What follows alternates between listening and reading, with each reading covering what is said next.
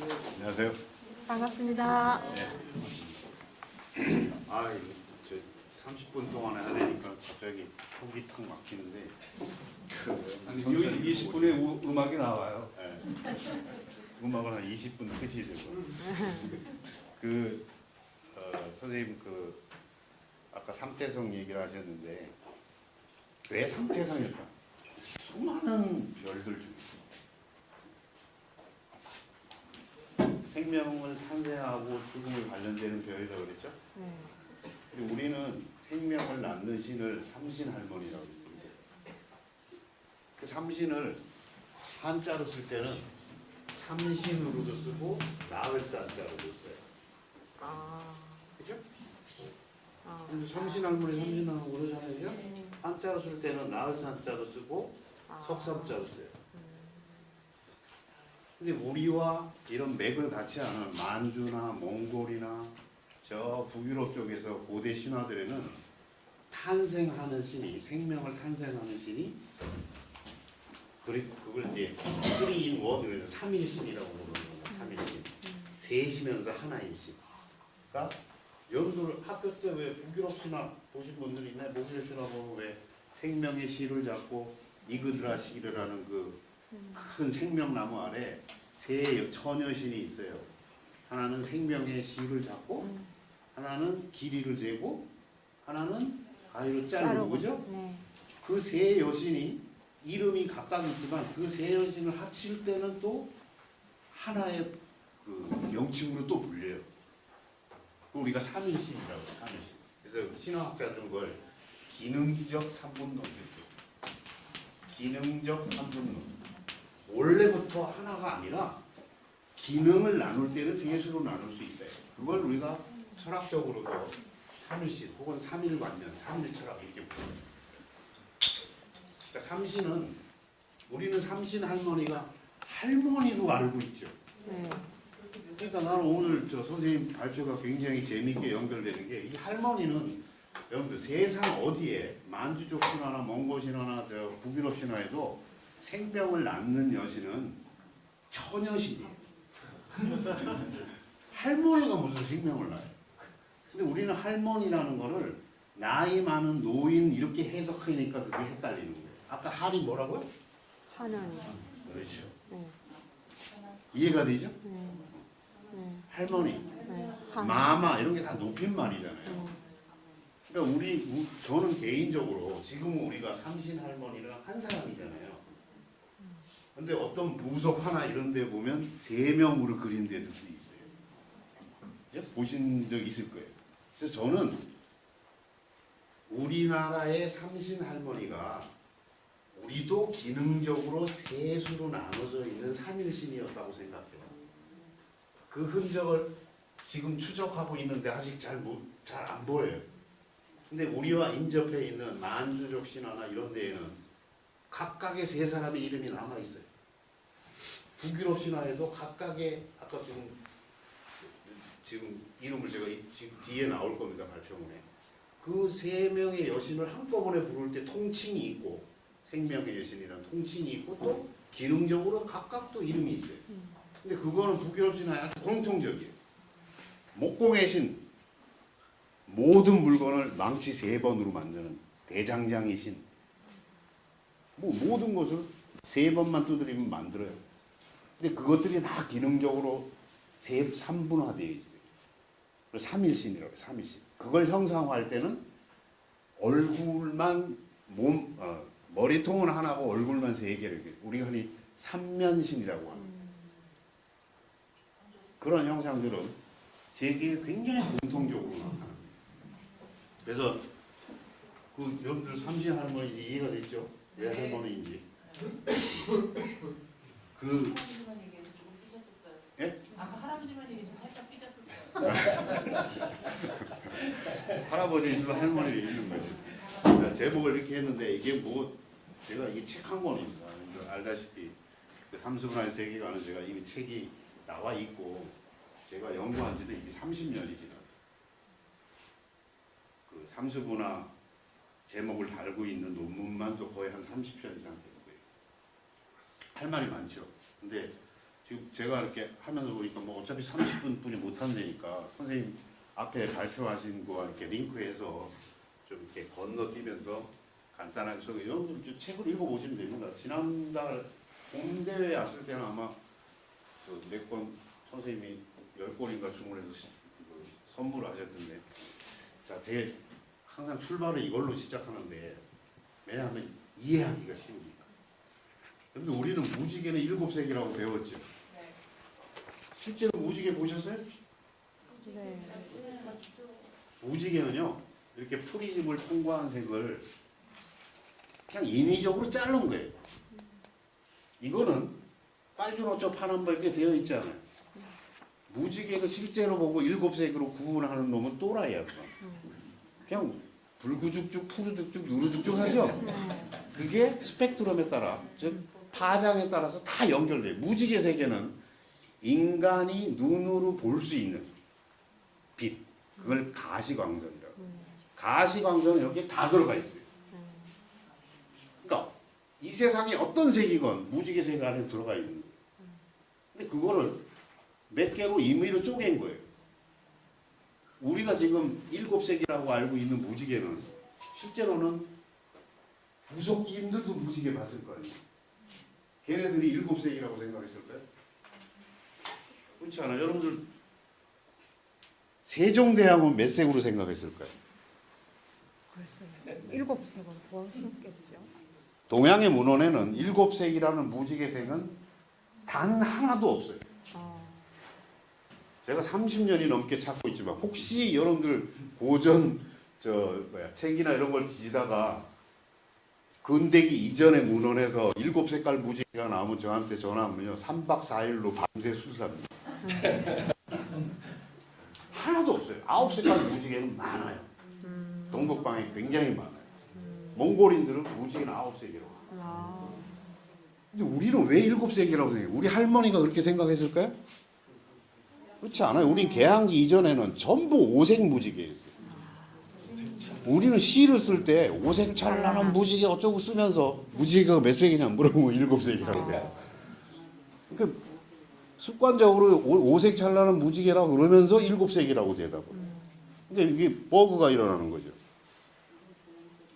그러니까 우리가 체득되어 있는 용어와 배운 지식이 안 맞는 거예요. 5색 찬란한 무지개 너무나 이상하지 않죠? 너무 자연스럽잖아요. 동양의 고전 문헌에는 전부 5색 찬란한 무지개로 나와요. 우리도 지금 쓰고 있고 애들도 똑같아요. 무지개가 몇 색이냐 물어보면 다 7색이라고 그러지만 5색 찬란한 무지개 그러고 글을 써요. 10색 찬란한 없네요. 없지요. 뭔가 이상하다 그럴 거야. 또 왜 그런 걸 그래? 그러면 무지개는 5색인가? 자, 결론부터 얘기하면요.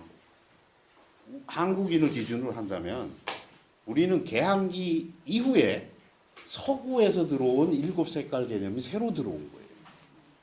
그 전에는 우리 여러분들의 이 부모님, 할머니 세대, 할아버지 세대만 하더라도 전부 5색 무지개였어요. 모든 문헌이. 서양에서 들어온 거예요. 그 서양에서 들어오기 이전에 우리 조상들은 몇 색으로 해요? 전부 5색으로 인지했다고 그랬죠. 그거 왜 그래요? 무지개가 뭐 옛날에는 5조각으로 있었나? 무지개는 모든 색이 있다고 그랬죠. 그거를 몇 색으로 쪼개는가 하는 거는 사유체계의 산물이에요. 관념의 산물이에요. 이거는 그냥 모든 색이 들어있어요. 옛날부터. 구석기 시대부터. 인류 탄생하기 전부터. 근데 이거를 몇 개로 쪼갤까는 건 관념의 산물이에요. 사유체계의 산물, 세계관의 산물이랍니다. 우리가 5색 무지개라고 인지한 것은 그 당시에 동양에는 세계를 인지하는 방법이 음양오행이라는 질서가 거의 2500년을 지배합니다. 세상에 색이 뭐 5개밖에 없겠어요? 근데 그걸 크게 대변하는 거예요. 5가지 종류의 색으로. 그러면 음양오행론은 책에 따라서 복지까지 올라가는 사람들도 있지만 실제로 실생활에서 음양오행론이 팽배하게 영향력을 미친 거는 전국시대 초, 춘추시대 말, 기원전 4세기, 5세기 요때부터 음양오행론이라는 게 팽배하게 퍼집니다. 일상생활에서. 그러니까 음양오행론이 나오기 전에는 그때도 무지개는 있었잖아요. 그럼 그 사람들은 지금 내가 오색으로 인지하는 거는 음양오행이라는 오행의 질서라고 했는데 그 전에 사람들은 무지개를 몇 색으로 인지했겠어요? 오늘 할 게 그겁니다. 9색으로 인지했어요. 이 동북아시아에서 전체가. 음양오행의 질서가 나오면서 오색으로 바뀌어요. 그러니까 한국인의 머리에서 가장 표층에는 7색깔 무지개가 있고 그 밑에 가면 5색깔 무지개가 있고 그 밑에는 9색깔 무지개가 있는 거예요. 근데 음양오행 그러는 사람들이 많이 아는데 9색깔 무지개에 대해서는 어떤 독특한 사유체계가 있는데 잘 몰라요. 아무도 안 가르쳐주고 제가 연구한 게 바로 그겁니다. 그런 것들이 하나의 통체적인 세계관을 이루고 있다는 거예요. 우리는 하나가 아까 13 얘기를 했잖아요. 하나이면서 셋이 3일반년. 하나에서 세수로 셋에서 9, 81로 중간에 27이 끼지만 계속 3분하는 거예요. 세 개, 하나가 3개로 쪼개져. 계속 3개로. 그래서 1과 3, 9, 81이 굉장히 중요한 성수. 굉장히 중요한 성수. 이건 우리만 그런 게 아니에요. 제가 이 책의 부제목으로 뭐라고 써 있냐면 동북아시아 시원문화, 유라시와 시원문화 이렇게 써놨어요. 책의 부제로. 이거는 북방 샤머니즘을 공유하고 있는 모든 나라의 일이반직 공통적이에요. 그래서 북유럽 신화도 제가 분석을 하는 거고 아메리칸 인디안 문화들 이런 것들이 다 그 수리구조에 입각한 세계관을 전부 다 공유하고 있어요. 그래서 삼수분할의 세계관이라는 말은 제가 학술적으로 처음으로 만든 거고 지금은 종교 사전이나 한국에서 나오는 동북아시아 유목 사전 이런 데 다 등재되어 있습니다. 이 개념 자체. 자, 이건 이제 얘기를 했으니까 실제 무지개 여기 지금 이거 좀 내릴 수 없는 거죠? 안 보이시겠는데 제 몽골 답사가 실제로 여러분들 무지개를 끝에서 끝에 찍는 거 무지 어려운 거 알죠? 보통 카메라로는 안 잡힙니다. 어안 렌즈를 써야지. 무지개가 암수가 있는 거 아세요? 네. 보시는구나. 처음 들어봐요. 무지개가 쌍무지개입니다 보통. 근데 하나는 흐려서 잘 안 보이는데 특수한 조건이 되면 쌍무지개가 쓰는데 색깔이 거꾸로 됩니다. 색깔이 거꾸로 돼요. 그래서 한자에는 무지개를 나타내는 글자가 굉장히 많아요. 우리는 홍자만 알고 있잖아요. 무지개 홍자만 알고 있잖아요. 근데 무지개는 홍자로 보면 벌레충변이 있어요. 벌레충변. 무지개 홍자가 원래 이게 옛날 사람들은 큰 용 형상의 뱀 형상의 물을 먹는 동물로 인지해요. 근데 그게 암무지개와 순무지개를 구별하는 한자가 있어요. 채, 제, 뭐 이런 글자들이 있어요. 그 음양론의 결과다 이 말이에요. 나중에 만들어진 글씨만. 하여간 옛날 서양에서도 마찬가지예요. 서양에서도 이렇게 이건 뭐 시간 관계가 다 일자로 이런 철학자들마다 무지개가 3색이다, 4색이다, 5색이다 다 달랐어요. 근데 얘네들은 뭘 그거로 이렇게 3색이라고 그러는지 난 이해가 안 돼요. 봐서 지눈에 3색으로 보이는 건가? 근데 왜 지금 현대인들은 전부 7색으로 알고 있는가? 결정적인 건 뉴턴입니다. 뉴턴이 7색으로 나눴어요. 왜? 몰라요, 그거.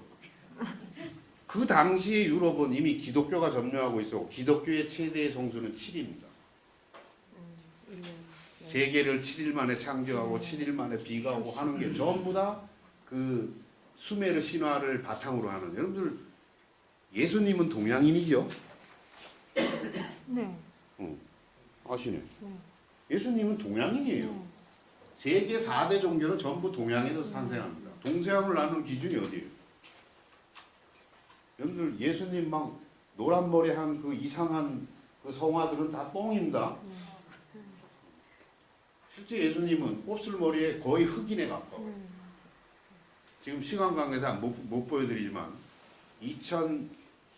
2005년인가 그 고고학자들이 예수가 살던 당시에 그 이스라엘 지역에서 살던 사람들이 그 유골 있잖아요, 그죠? 기원을 전후한 시기에 유골을 발굴해가지고 그 여러 개의 유골을 그러니까 발굴해가지고 거기에 DNA 분석을 통해서 눈 색깔, 머리, 얼굴 색깔, 그다음에 얼굴까지 복원했어요. 여러분들 지금 인터넷, 핸드폰 있으면 예수 복원도 이렇게 하면 뉴스에 나와요. 시간 있으면 제가 보여드리지만 뭐 30분 만에 하려니까 벌써 10분 지났는데 그게 사실에 가까운 거예요. 그러니까 뉴턴은 당시에 기독교의 성수였던, 물론 기독교는 그 7의 성수의 기원지는 수메르 문화입니다. 수메르 신화를 보면 모든 게 7입니다. 모든 게. 너무너무 재미있을 정도로. 만주 신화나 몽골 신화를 보면 모든 게 9입니다. 전부 3이고 9예요. 너무너무 신기할 정도. 그러니까 두 개를 이렇게 놓고 보면 여러분들이 금방, 그러니까 여러분들 그 북유럽 신화 읽어본 사람 있어요? 우리 서양 신화 그러면 대부분의 사람들은 그리스 로마 신화만 생각을 해요. 근데 서양 문화권을 대표하는 그 신화 세계는 크게 세 부류가 있어요. 하나는 지금 얘기하는 그리스 로마, 진짜 그리스 로마 지역을 중심으로 한 고대인들의 사유 체계를 담은 거고, 그리고 실제로는 동양이지만 지금 뭐 서양처럼 알려져 있는 수메르나 성서를 기원으로 한 그런 신화 구조가 있어요. 성서 신화 같은.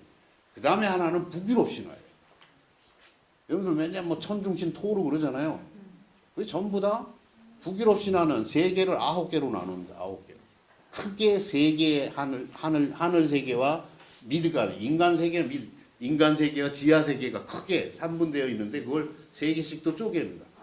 그게 우리가 흔히 만주 샤머니즘에 얘기하는 3개 구천설과 유수한 구조로 되어 있어요. 수메르 북유럽 신화를 읽으면 모든 게 구로 되어 있어요. 모든 게 3구로 되어 있어요. 그러니까 수메르 신화와 북유럽 신화를 동시에 여러분들이 하루씩 번갈아 한번 읽어보면 제가 하는 말이 금방 느낌이 올 거예요. 숫자라는 것은 고대로 갈수록 무지무지 중요한 상징이에요. 삼태성을 섬기는 이유는 3이라는 숫자가 가지고 있는 상징이 있어요. 지금 여러분들 한대 이후로 춘추 전국 시대에도 춘추 시대를 아직은 발견된 게 사람이 죽으면 일반 사람 못하지만 왕이 죽으면 아까 말씀 구규를 옥으로 만듭니다. 옥으로. 알아요? 옥으로 9개의 구멍을 이렇게 막아요. 그러니까 눈은 막혀 이렇게 판 같은 걸로 이렇게 덮고 나머지 구멍으로 된 데는 다 나가요. 그러니까 지금 그 선생님 설명하신 그 칠성과 삼태성 그 네 삼태가 합치면 9개가 되잖아요. 그러니까 그런 상징들을 사람들이 실제 생활에 썼다는 거예요. 천자가 세상을 다스릴 때 천하를 구등분하죠. 그죠? 들어봤죠? 왜 구등분해? 그 구라는 성수 때문에 그래요. 그리고 세상을 다스리는 조직을 만들 때 한 명의 천자 아래에는 세 명의 경이 있어요. 삼공, 공, 일황대, 삼공, 그 다음에 구대부, 27원사, 81사 해가지고 1, 3, 9, 27, 81이라는 관리 조직을 천하를 다스려요. 그건 내가 한 말이 아니라 얘기에 써 있어요. 내치를 할 때는 궁정안을 내치를 할 때는 황후가 다스리잖아요. 황후 밑에는 3명의 비가 있어요. 그 아래는 9명의 빈이 있고 그 밑에는 27명의 어여가 있고 거처가 먼저가 어여가 있고 그 다음에 81명의 어여가 있고. 그러니까 왕이 천하를 다스리는 그 3분 조직과 똑같은 조직이 내명부에 또 있는 거예요. 그러니까 황부가 다스리는 내치의 구조도 똑같이 되어 있어요. 골 때리지 않아요? 그러니까 그런 것들이 사회 체계화된다는 거예요. 그러니까 뉴턴이 7세기로 나누기 시작하면서 기독교가 팽배했기 때문에 기독교에서 신성세하는 숫자에다가 그걸로 잘라버린 거예요. 근데 뉴턴은 원체 유명하잖아요. 그 당시에 과학계를 지배하던 그런 카리스마와 파워 때문에 그게 다 퍼져나간 것 뿐이에요. 과학적 근거는 하나도 없어요. 과학적 근거는 아무것도 없어요. 무지개가 7세계라는 건 뻥입니다. 무지개는 무슨 몇 세계예요? 무한대. 무한대예요. 모르는 게 정답이에요. 무한대 모든 색이 다 있어요. 자, 그래서 삼수분할 세계관은 하나에서 계속 3으로 쪼개진다고 그랬잖아요. 그거를 가장 간단하게 도상화한 게 3일태극이에요. 여러분들 많이 봤죠? 여러분들 3일태극이 고고 유물이나 이런 데서 발굴되는 나라는 한국과 일본과 몽골 지역과 터키, 포르투갈 지역의 그 아리안들 이동 루트, 북유럽 이쪽밖에 없어요. 다른 데 없어요. 그러니까 이거는 하나에서 셋이 분화되는 상징이. 우리 보통 천지인으로 삼태극이란 말은 잘못된 개념이에요. 저도 초기에는 삼태극이라는 표현을 썼는데 논문에도 가만히 생각해요. 삼태극? 삼원, 어떤 사람은 삼원태극이라고 써요. 삼원이라는 건 원이 세 개라는 삼원론이잖아. 이건 다른 거예요.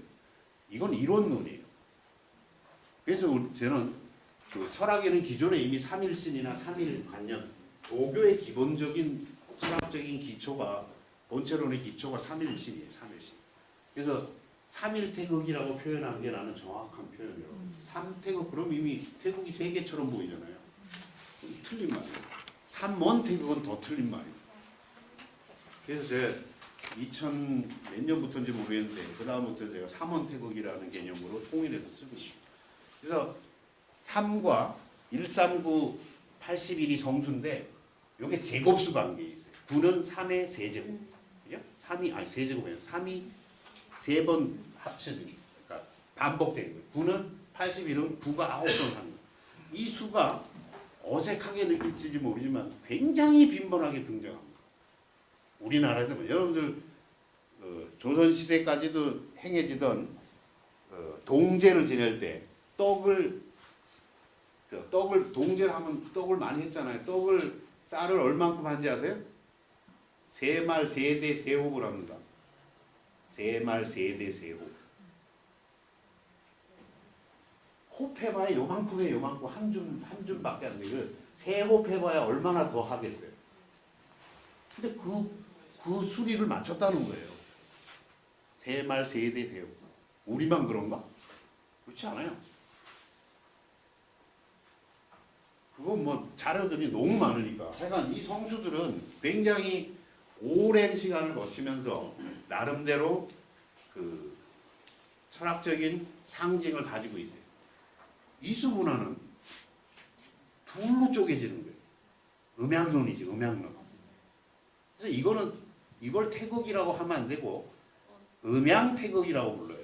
태극은 실제로는 태극의 형상은 3일태극이 맞는 거예요. 저는 태극을 책에도 이미 썼지만 태극이란 말을 여기 정리가 돼 있을 텐데 시간 관계상 태극이란 말이 동양의 문헌에서 최초로 등장하는 주역이에요. 주역. 태극이란 단어가 처음 나옵니다. 근데 주역에 보면 태극은 삼재지도라고 나와요. 천도, 지도, 인도를 합친 삼재지도야. 그러니까 천지, 인도를 다 합치고 있는 게 태극이에요. 그러면 태극의 체를 나타낼 때는 3일 태극을 그려야 되는 거고 이 태극의 체가 움직임, 작용, 현상, 그 체용이라고 그러죠. 보통 우리가 체용을 할 때. 체를 나타낼 때 이거 그게 어떻게 움직이냐. 그게 음과 양으로 움직이는 거예요. 천도가 움직일 때 음양 이렇게 움직여요. 그건 주역에 나오는 거예요. 지도가 움직일 때는 강유 이렇게 흘러요. 인도가 흐를 때는, 인도가 움직일 때는, 인도는 뭐였죠? 네?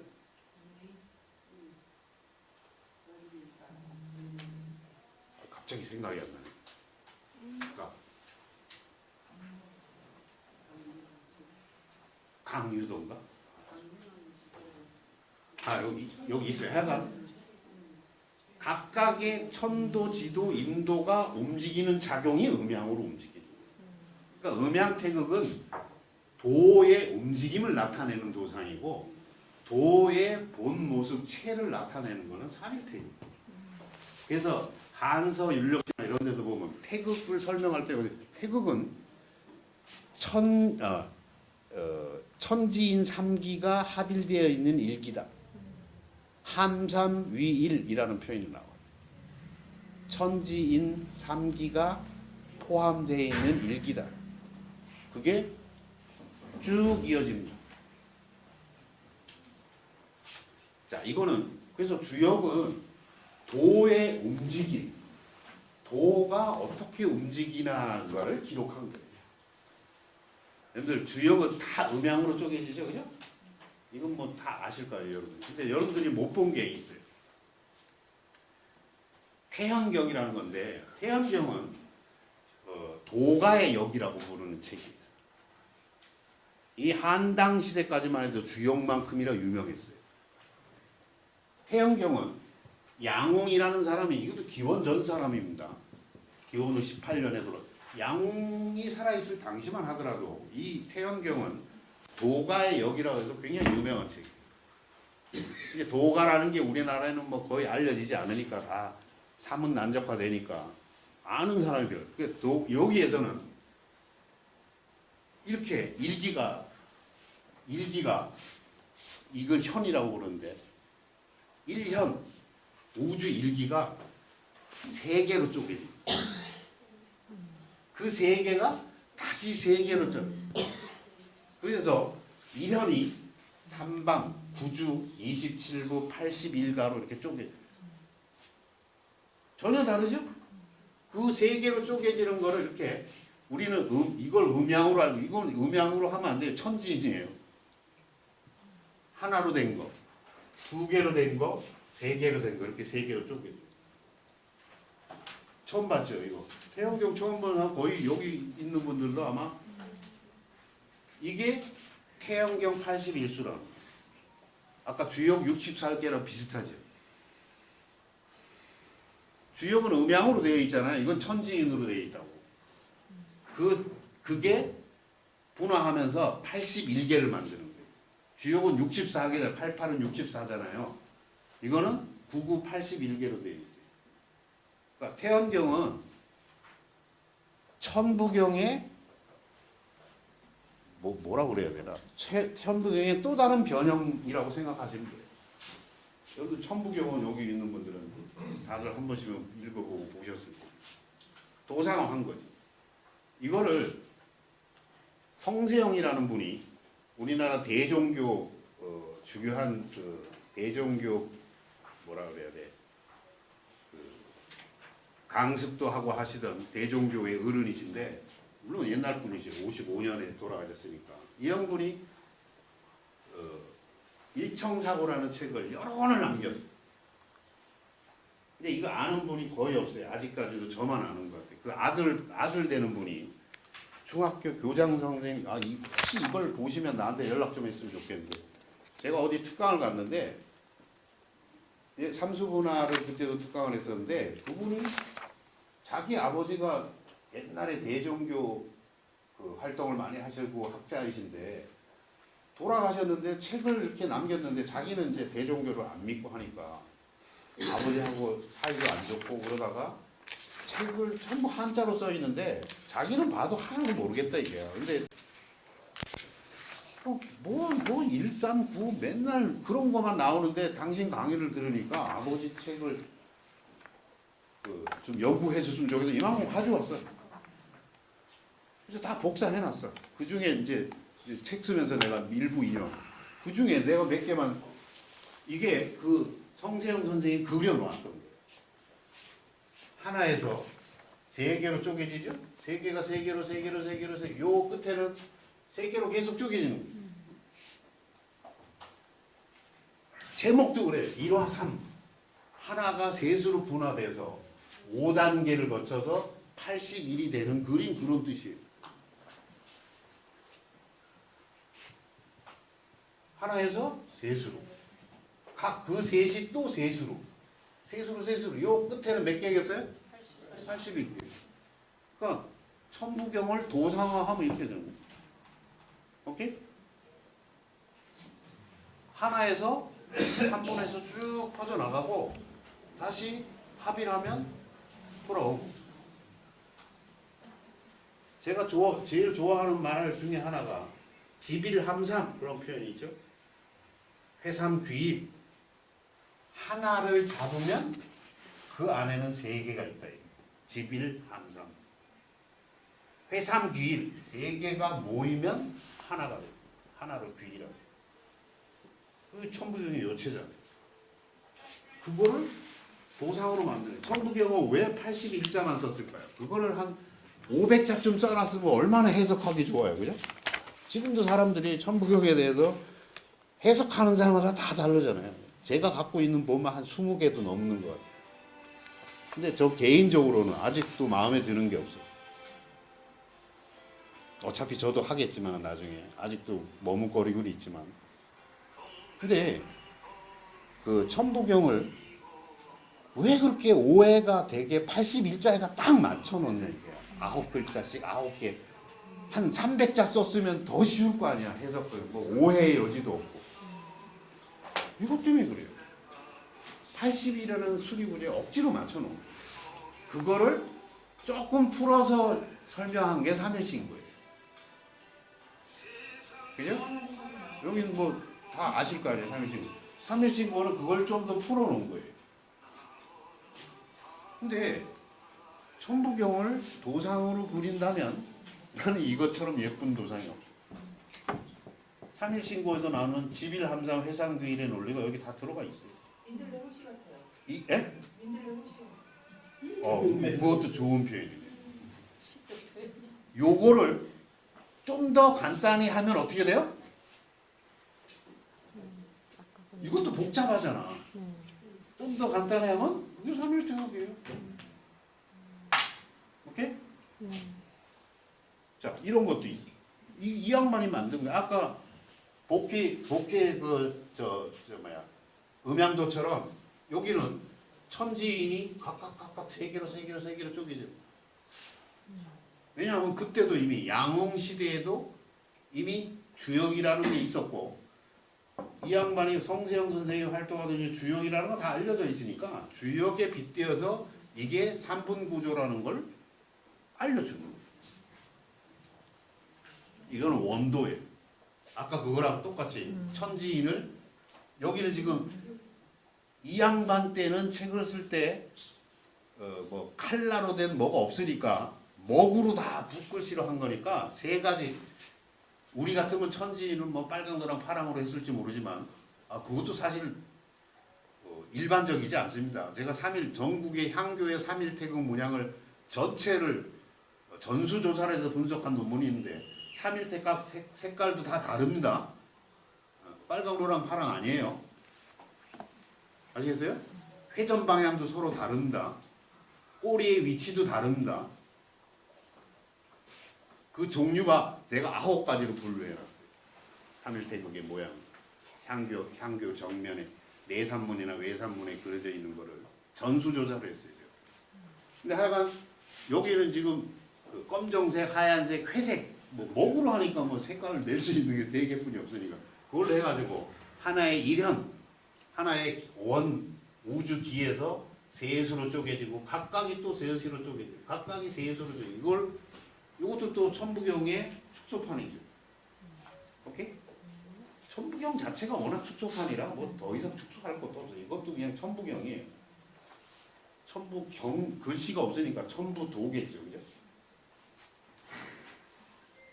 자, 그래서 3이라는 거는 우리 뭐 긴 얘기 이제 아직 노래가 안 나오는데? 노래 금방 나왔어요. 나왔어요? 네. 노래 못 들어. 그 3은 변화의 수입니다. 변화가 시작되는 수예요. 5분 만에 끝내기. 그래서 파토 오돌이에서 3번 싸면 나죠? 그 왜 누가 만든 거예요? 룰을. 선조님들이. 아니 한 번 싸면 재수 없는데 3번 싸면 나잖아요. 근데 그런 변형이 우리 민속에는 많이 있어요. 똥차 한 번 먹으면 재수 없죠. 3번 먹으면 재수 좋은 걸로 바뀌어요. 같은 게 3번 반복이 되면 새로운 변화가 시작돼요. 그러니까 좋은 것도 3번 하면 싫어져요. 여러분들 좋은 말도 3번 하면 듣기 싫다 그러죠. 해보세요. 고맙다, 친구를 만나가지고 고맙다. 오랜만에 만나가지고 너 오늘 진짜 예쁘다. 기분 좋죠. 네. 근데 5초 있다가 또 한 번 해봐요. 네. 그럼 긴가민가 하죠. 이 새끼가 장난을 안 하니. 또 5초 있다 한 번만 더 하면 이 새끼 장난해요. 기분 좋았던 게 확 바뀝니다. 그래서 우리는 씨름을 해도 단판승으로는 이게 안 나요. 이거 우연히 졌다고 생각해. 네. 절대로 승복 안 해, 한국 사람. 야, 한 판 더 해. 3승 한 3번을 거쳐야 돼. 3승 양판을 하든지 5판 3승을 하든지 뭔가를 거쳐야 승복을 하지. 우리는 일본 수모는 단판이잖아요. 단판에 가지고 우리나라 사람들은 승질상 아니 역대 조상 대대로 그랬어. 그 사람은 그런 게 아니라 뭔가 변화가 올라면 3번이 와야 돼. 그래야 승복하는 거예요. 그래서 지금 여러분들도 아마 아니 고민을 안 하지. 여러분들 그 상가에 가면 절을 몇 번 하세요? 2번. 두 번. 두 번. 두 번이. 그죠? 네. 재배. 제가 삼수분하고 공부하면서 고민을 많이 해. 이거 3번 해야 되나? 그 전까지 나도 2번 했거든요. 근데 동양의 의례를 보면 전부 3번으로 되어 있어요. 아. 황제를 아련하거나 할 때는 3괴 구고지례라고 그래가지고 무릎을 한번 꿇으면 3번 모아리를 줘. 그걸 3번 반복하는 거예요. 몽골도 지금도 그래요. 몽골에서 조상의 제를 지낼 때 3개 국어를 지금도 합니다. 대칸에게 예를 할 때 그렇게 합니다. 우리라고 달랐겠어요? 얘기나 이런 데도 보면 예를 할 때 대부분 3번 절하게 돼 있어요. 근데 어느 날 나도 어릴 때 어른들 따라가면 다 그렇게 하니까 하는데 요새는 3번 해요. 그럼 사람들이 이상하다고 그래요. 같이 친구들 같이 가면 보통 다 2번 하잖아요. 그죠? 여기도 다 2번 할 거예요.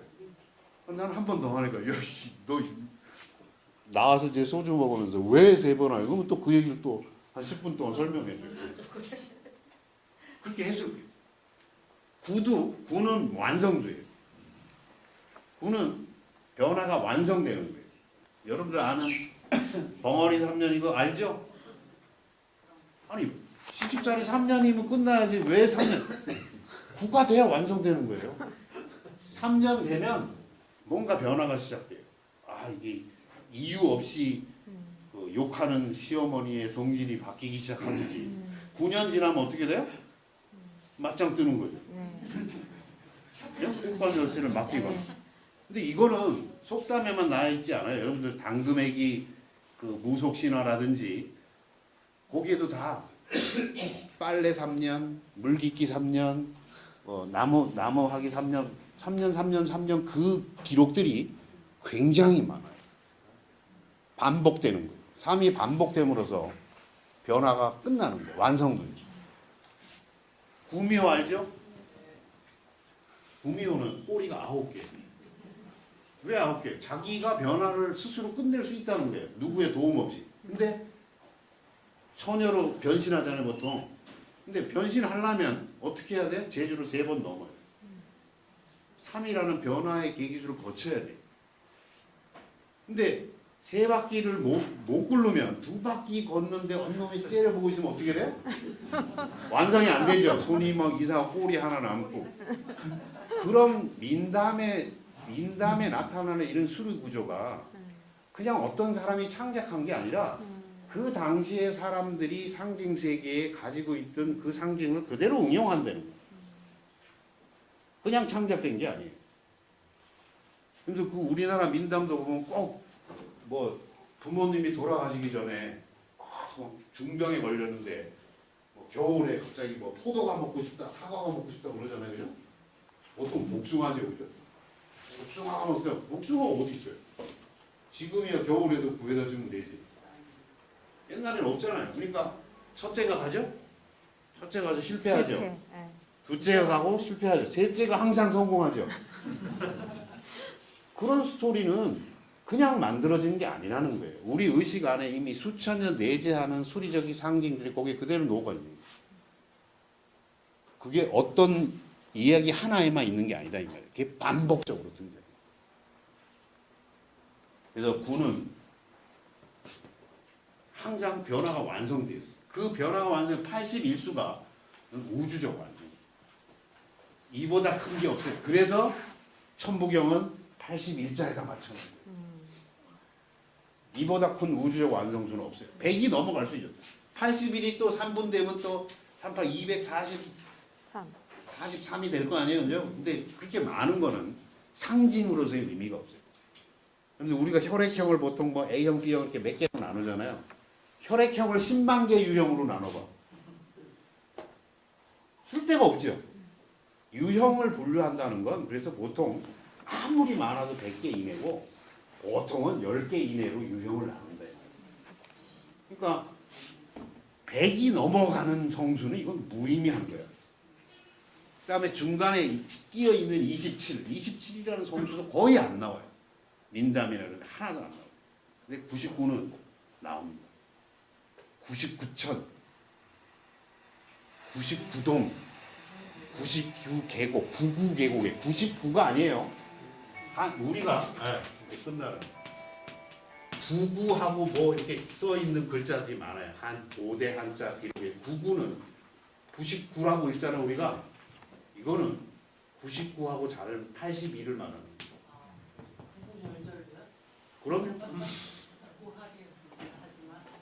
99는 99 이렇게 써야 돼요.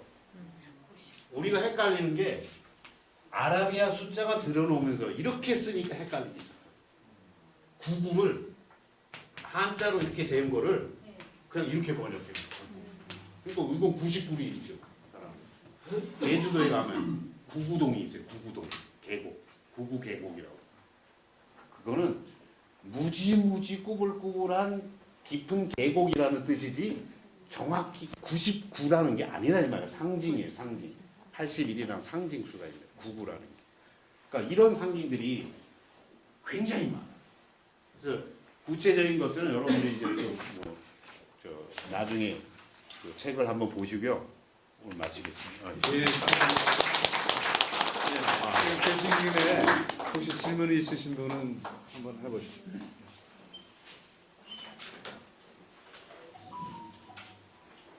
저런 거 볼 때마다 그러니까 몽골이나 뭐 우리나라나 이런 그런 어떤 독특한 문화랑 관계가 있잖아요. 근데 그게 이게 문화의 전파에 의해서 이게 전달이 되는 건지 아니면 그 어떤 사람들의 이동에 의해서만 되는 건지 저는 되게 그게 궁금하거든요. 왜 중국엔 저게 없고 한국에 있을까? 중국에 없지 않아요. 아니, 중국에는 도가 아까 선생님 말씀하신 우리가 선도를 저는 그렇게 표현하는 거 별로 좋아하는 좋은 표현은 아니라고 보는데 원시 도가라 뭐 그러니까 선도 이 원래 풍류도의 중국적 변형이 황로학이나 도가나 장자나 뭐 이런 식으로 그쪽으로 연결되는 거예요. 신장 가장 쪽으로. 그러니까 그 기층에 당연히 남아있죠. 삼수문화도. 근데 중국은 그 삼수문화의 기반이 유교적인 이수문화의 논리로 완전히 덮여버려요. 그래서 여러분들 중국에서 제일 좋아하는 숫자가 뭔지 아시죠? 88. 베이징 올림픽을 언제 아세요? 빵 개막식을 언제 한지 아세요? 2008년 네. 8월 8일 저녁 8시 8분 8초에 그래봐야 6개밖에 안 되죠. 저 중국이 88 올림픽을 우리 한국에 뺏긴 거를 아주 네. 천추의 한으로 앞으로 중국이 온 국력을 총동원해서 유치할 올림픽이 올림픽은 언제일 것 같아요? 2088년. 그 시간이 맞다면 88년이나 네. 2888년은 중국이 절대로 안 놓칠 겁니다. 농담이 아니에요. 그 초까지 맞춰서요. 중국 요리를 시킬 때 항상 짝수로 시킵니다. 2개, 4개, 8개. 우리는 8보채 안 그럴 거예요, 그죠? 우리 9보채 그래야 뭔가 있어 보이. 왜 이렇게 8개만 나? 하나만 더 넣으면 9개. 그 수리 상징이 그거는 아까 북유럽 신화도 똑같다고 그랬잖아요. 북유럽 신화는 북유럽 신화를 만든 사람들은 이 초원을 통해서 항상 교류하는 문화 교류와 민족 교류가 항상 있어 왔어요. 그래서 그들은 그리스 로마 신화 계통과는 전혀 다릅니다. 전혀 다릅니다. 북유럽 신화를 한번 읽어보십시오. 그거는 우리의 신화의 이웃이라고 생각하십니다. 네. 그게 그 인류의 이동에 의해서 그렇게 본 것이냐 아까 그 질문하셨잖아요. 아, 그건 여러분들 훈족 알죠? 훈족이 흉노인 것도 알죠? 네. 한나라와 싸우다가 초기에 승리를 하지만 나중에 밀리잖아요. 그래서 훈족이 밀려갑니다. 중국 아이들은 그렇게 전쟁하다 자기네들 맨날 패하니까 야 도대체 너네들 누구냐 그랬더니 우리는 훈이다 그랬더니 아 그래? 발음 비슷한 흉자다. 아주 흉악한 흉자에다가 노비 같은 놈에서 노자를 쓸데없이 붙여놓은 거예요. 자기 우리는 훈이다. 훈이라는 게 돌골 훈족의 말로 훈이라는 게 사람이라는 뜻이거든. 칸 왕이라는. 칸은 왕이고. 예. 그러니까 우리는 훈이다, 훈족이다 그랬더니 아 훈이라고 부르는 노비 같은 새끼들인데 흉노라고 기록한 거예요. 그러니까 그냥 일반 사람들은 흉노가 훈족인지 잘 몰라. 서양 역사 배우면 훈족을 배우잖아요. 훈족이 침입하면서 로마가 망가지잖아요. 네. 근데 그 훈족이 흉노적으로 됐다. 흉노라 그러면은 네. 가로 껴어뚱이. 그들이 어디까지 가요? 훈가리. 훈가리. 훈의 땅. 그게 훈가리예요. 그 어디에요? 지금 영어식으로 읽는 거죠. 헝가리라고. 그러니까 헝가리를 훈가리라고 발음하면 사람들이 또 못 알아들어요. 그게 또 훈가리가 흉노가리라 그러면 또 못 알아들어요. 또 비슷한 게 투르크. 돌골. 돌골이 투르크예요. 맞아요. 그래서 터키 대통령이 최근에 전 세계에다가 요청을 했죠. 우리는 네. 터키라고 부르지 말고 말고. 투르키에라고 불러다오. 네. 그랬어요. 투르크라는 게 돌골의 음사어예요. 오스만 투르크 투르크가 다 걔네들이 원주지가 어디냐면 몽골 북쪽에 뭡니까 바이카로 아래쪽 그쪽이 원주지예요. 몽골 유적지를 가보세요. 여러분. 몽골 답사에 가본 적 있는 적 외몽고 말이에요. 외몽고 가면 애지간한 그 유적지 발굴하는 데는 발굴 그 표시가 있잖아요. 거기는 한 100군데 중에 50군데는 터키가 돈 지원한 거예요. 몽골은 가난해서 스스로 발굴하죠. 현대 발굴은 전부 돈이에요. 그냥 땅 파갖고 되는 게 아니에요. 뭐 연대 측정해야죠. 뭐 화분가로 분석해야 돼. 전부 돈이거든. 근데 몽골은 인구가 300만밖에 안 되는데 뭐 먹고 살기도 힘든데 무슨 고고 발굴을 해. 그러니까 다 외국에서 자금이 들어오는 건데 그 들어오는 자금의 한 거의 반 이상은 터키 쪽에서 지원해. 왜냐면 자기네 거거든. 그러니까 우리는 한국의 의원 연맹에서 터키를 방문할 때 터키 의원들이 악수를 청합니다. 우리는 형제 국가다. 이렇게 하면 한국 의원들은 아 6.25 때 피를 나누신 혈전이다 이렇게 알아듣는 거야. 멍청한 놈.